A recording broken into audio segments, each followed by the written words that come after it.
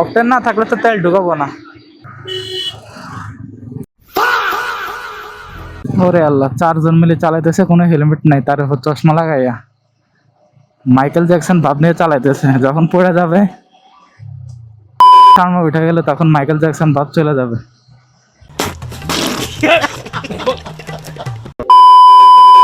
বিসমিল্লাহির রহমানির রহিম। আজ জুমার দিন, শুক্রবার। বের হলাম একটু বাইক নিয়ে। মূলত উদ্দেশ্য হলো যে বাইকের তেল ঢুকাবো।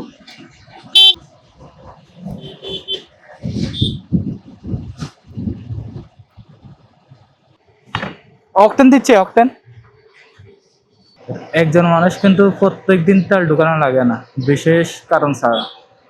আগে এমন হতো যে মনে হয় যেন দেশে যুদ্ধ লাগে গেছে, তেল আর পাবে না, এই জন্য তেল ঢুকানোর জন্য প্রত্যেকদিন এসে সিরিয়ালে দাঁড়িয়ে থাকতো। এই জন্য একটা গ্যাদারিং এর সৃষ্টি হইতো। এর মধ্যে সরকারে কি করলো, সিন্ডিকেটের মাধ্যমে তারা তেলের দাম দিল বাড়াইয়া। এখন আলটিমেটলি কিন্তু লসটা হয়েছে জনগণের। তারা কিন্তু এখন বাড়তি দামে তেলটা কিনতেছে, আর সরকারও সবকিছু ঠিক করে ফেলছে। মানে ওই বাড়তি দাম করার কারণেই এখন মানুষ অতটা ভিড় জমাচ্ছে না, যার যতটুকু দরকার ততটুকুই নিচ্ছে। ভাই অকটেন নাই, অকটেন। একজন বললো অকটেন আছে, এই জন্য সিরিয়ালে দাঁড়াইলাম। অকটেন না থাকলে তো তেল ঢুকাবো না, ঢুকাবো না। পাম্পে গেলাম, তেলের জন্য সিরিয়ালে দাঁড়ালাম। প্রথমে একজনকে জিজ্ঞাসা করলাম যে অকটেন দিচ্ছে কিনা, বললো যে অকটেন দিচ্ছি। এরপরে প্রায় 10 মিনিটের মতো সিরিয়ালে দাঁড়ালাম, পরবর্তীতে বলতেছে অকটেন নাই। অকটেন নাই, এই জন্য তেল ঢুকাই নাই, চলে আসছি। এই রাস্তায় অনেক বছর পর আসলাম। একসময় এই রাস্তায় অনেক চলাচল করছি, মানে যার কোনো হিসাব নেই।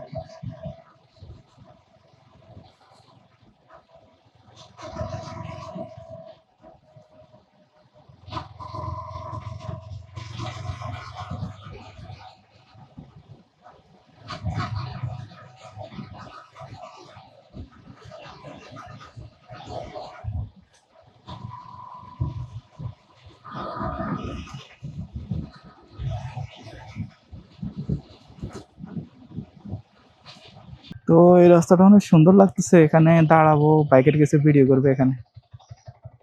গ্রামের মাঝখান দিয়া চিকন রাস্তা।